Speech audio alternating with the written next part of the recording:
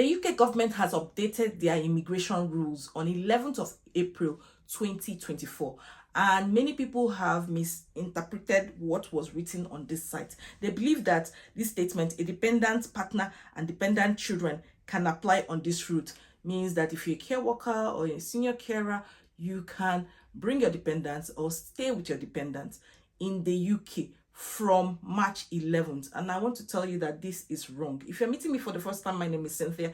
I share information that will help your transition abroad to be as smooth as possible. I share information that will help you settle in the UK, work in the UK, or maybe progress in your career in the UK. If you're interested in any of these things, please subscribe to this channel, hit the notification bell so that anytime I drop a new video, you know it's time to watch Cynthia Academy. And without wasting time, let's get into this video. I published a video yesterday and many people have been asking so many questions, and I feel it's very important that I clarify some of these things so that you are aware of what to do. Please do not submit any visa application for your dependents now. Wait till Monday before you submit any application. Why? Because this interpretation many people are having about this, I feel is very wrong. As you can see that they explain what a skilled worker route is. Before they stated a dependent partner and dependent children can apply on this route. Then they now said skilled worker is a route to settlement. So they have been talking about skilled worker all along. Then the government introduced a new category of visa, which I was trying to explain in my previous video. And it's called Health and Care ASHE salary jobs. And in this job list, there is a list of 10 occupation codes, including care workers and senior carers. Now, the reason why they put them in this category is trying to tell you that there should be a level of regulation for these jobs. Previously, the government had already announced that, see, if you're a care worker or a senior carer, before you get your COS and you submit your visa application, make sure that your employer is regulated by CQC and make sure that they have the license to sponsor you. So we have always been aware about this when it comes to these two occupations, but nothing has been said about these other ones that they have stated here, the other 8 here. And if you look at this list, it means that if you want to apply for the deputy home manager, maybe you want to be a physical scientist or laboratory technician, prepare yourself that the rules might change around this, meaning that they might state sometime in the future that if your sponsor is not one of the people on this list, or if you don't have any of the things that they have listed here, therefore your visa might not be approved. Everybody knows for care workers, everybody knows everything about care workers and senior carers, that your employer must be regulated by CQC. But no, they have not stated anything clearly for these people. So them creating this category and telling you that you should be aware of it is something that you should put into consideration. Another thing is that if you go down this particular web page, if you go to the category that talks about dependent visa, just search 6135 or 6136. You will see exactly where they stated clearly that if you're a dependent of a care worker and the main applicant, applied before March 11th, then you can apply. You can stay with your dependent, you can stay in the UK, but you cannot apply if your primary applicant, that's P, applied from March 11th. So you cannot be a dependent of that person. It's stated clearly here. And here they stated that is the SOC 2020 occupation codes 6135 care workers and home carers, or 6136 senior care workers. Remember, the SOC codes changed from SOC 2010 to SOC 2020 on 4th of April. So go and check the particular occupation you want to apply for and find out the new occupation codes and make sure it's reflected on your COS. I think some people are hearing this for the first time and that's the first time they are meeting me.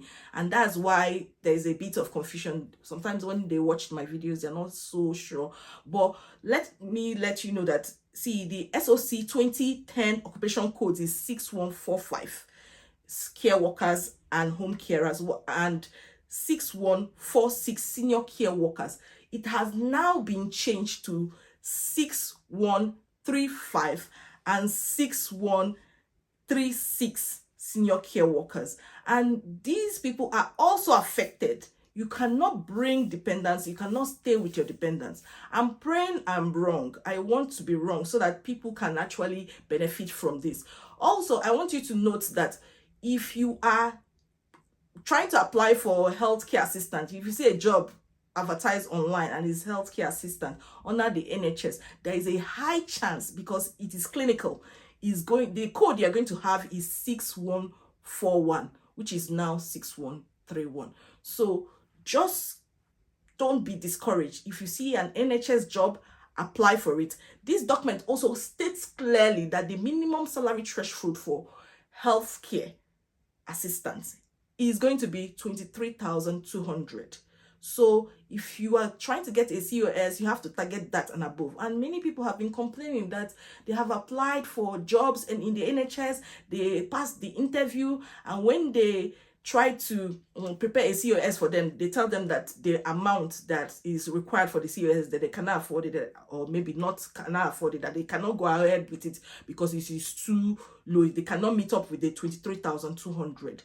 I've heard of this, but I'm just saying that there are many NHS trusts out there. There are 216 or 215 of them. You should just keep trying. Try applying to as many as possible. There has to be somebody that is willing to pay 23,200 for a band 3 healthcare assistants. And I'm going to put an evidence of a COS here that has healthcare assistants, but it is NHS. That's why it has the code 6141. Look at it here. These are evidence. So don't be discouraged. You are going to, be able to stay with your dependents or bring your dependents if you apply for 6141 or 6131. So go ahead and submit that application. Another reason why I feel that it's so important to share this is because if you look at that list, there is an option B on this particular document here. Option B, if you look at option B, you can see that there are many nursing homes that qualify for this. It says B, to provide or to support the provision of regulated activities as prescribed in Schedule 1 to the Health and Social Care Act 2008, Regulations 2014. There are many care homes that carry out regulated activities and who is also employed or engaged by an institution or organization registered with the CQC. There are many nursing homes that qualify under this.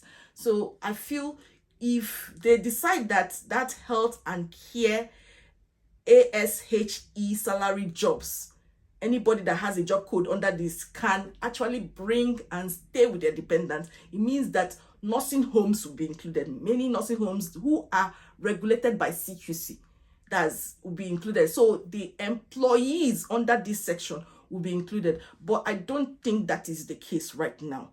I think this is just a misunderstanding which can happen to anybody, because when I read it at first, I said, oh yeah, it means they have lifted the restrictions, on this particular law. But as I read further and went down on this page, and I was just heartbroken.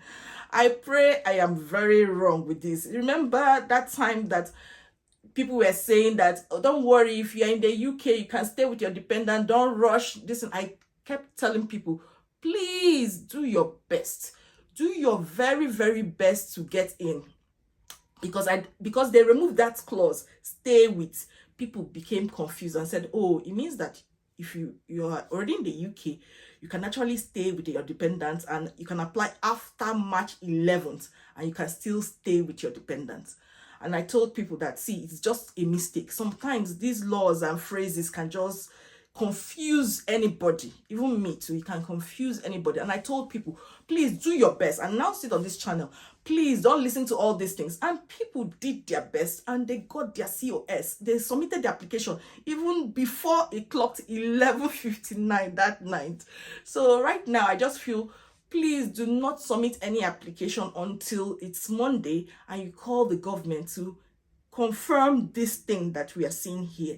In addition to this, if you fall under any of the occupation codes here, we are talking about health services and public health manager and directors, healthcare practice managers, residential day and domiciliary care managers and proprietors, biochemists and biomedical scientists, physical scientists, laboratory technicians, dispensing opticians, pharmaceutical technicians, care workers, of course, and home carers, senior care workers.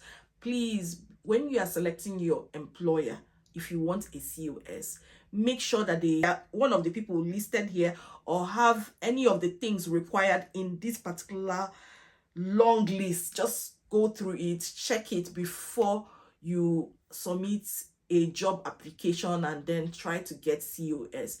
It's very important that you try to do this, because I see in a time in the future when they will say this is a category, health and care ASHE salary job, and if you don't have any of these things here, your COS will not be approved. That's if your employer does not have any of the things here, your COS cannot be approved, and I don't want that for you. So you have to be very selective of the type of job you're applying for, and I wish you the best. Let's just keep waiting till Monday, and I hope I'm wrong. I really hope I'm wrong. I'll see you in my next video. Bye bye.